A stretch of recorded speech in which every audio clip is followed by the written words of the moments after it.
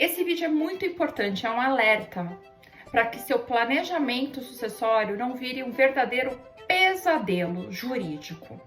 Isso porque tem uma crescente de gurus e falsos especialistas em planejamento sucessório que se dizem especialistas, mas que não tem nenhum conteúdo, não tem uma técnica, não trabalham com isso com seriedade necessária para oferecer segurança à sua família, que é o bem mais precioso que vocês têm. O objetivo de um planejamento sucessório é justamente garantir o bem-estar dos seus herdeiros, dos seus entes queridos. E essas pessoas, elas trazem soluções mágicas, elas ignoram procedimentos como um due diligence, que é muito comum em fusões e aquisições, que é o quê? É o levantamento dos riscos que tem uma operação. Você busca certidões de protestos, certidões de distribuição de ações judiciais. Você faz um estudo da contabilidade desse cliente para ver se ele realmente, os herdeiros têm caixa para aquisição de determinado patrimônio. Você faz todo um estudo sobre o caso, que é um estudo prévio que eu faço em todos os casos, que é o due diligence. Ele é primordial para garantir a segurança da operação. E eu falo que holding não é remédio para tudo. Não é remédio para tudo porque muitas vezes encarece para o cliente, às vezes não é positivo para o cliente. Em alguns casos, sim, efetivamente oferece lucratividade ao longo do tempo, mas não são todos os casos. Cada planejamento sucessório, ele é casuístico. Você tem que ver caso a caso, é a necessidade do cliente, é o patrimônio, é o caixa que ele tem para fazer aquele planejamento sucessório, porque acarreta, sim, impostos. Então, esses especialistas fazem coisas que eu me deparo muitas vezes com assuntos, com contratos, com soluções que eu fico abismada. Isso porque eu trabalho há 17 anos com planejamento sucessório, eu tenho autoridade em falar isso.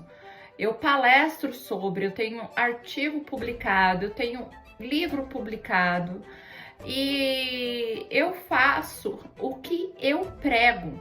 Eu quero dar segurança jurídica a esse cliente. E quando não é observada algumas regras sucessórias, contábeis, fiscais, você você como advogado que se diz especialista no assunto, pode ser demandado.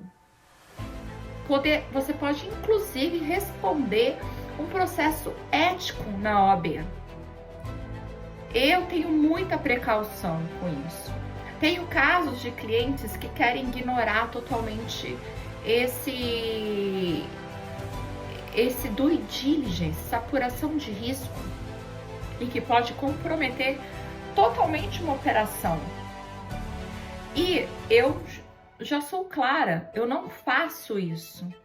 Eu não faço isso porque eu tenho uma carreira a zelar, um nome a zelar, eu tenho uma responsabilidade técnica, eu sou uma responsável séria. E eu não vou fazer isso de qualquer forma. Eu quero dar segurança no procedimento.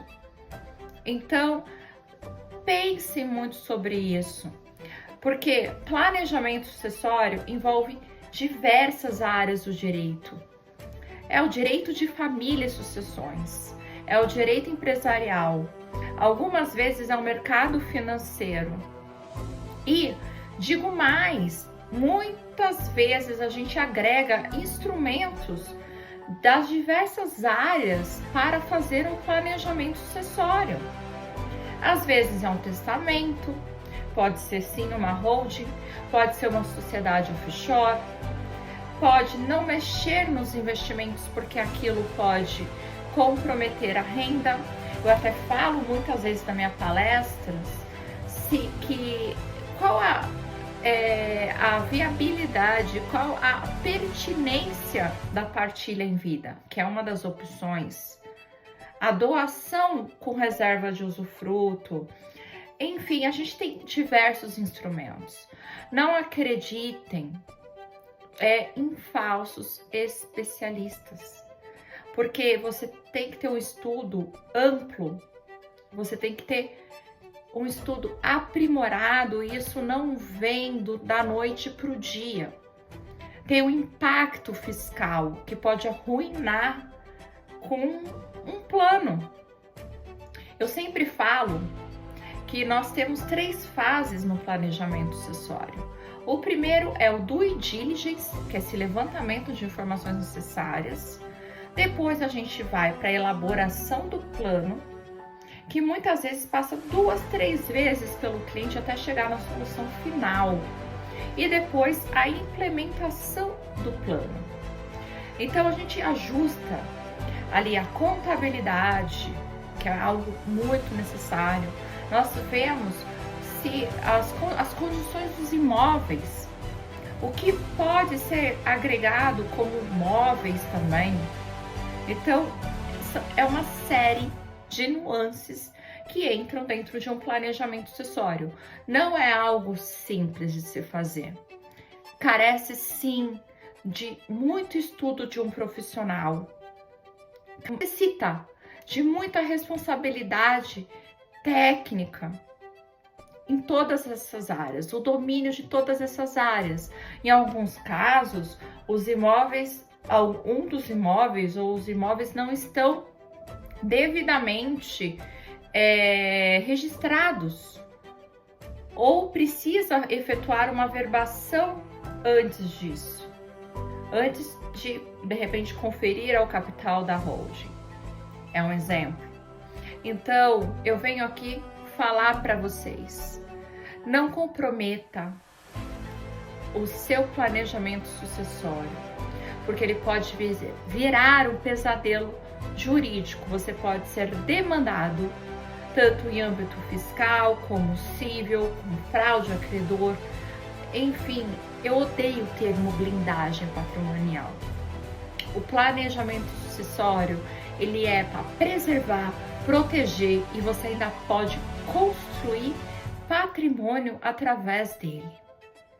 Então, não deixe que seu planejamento sucessório vire um pesadelo jurídico.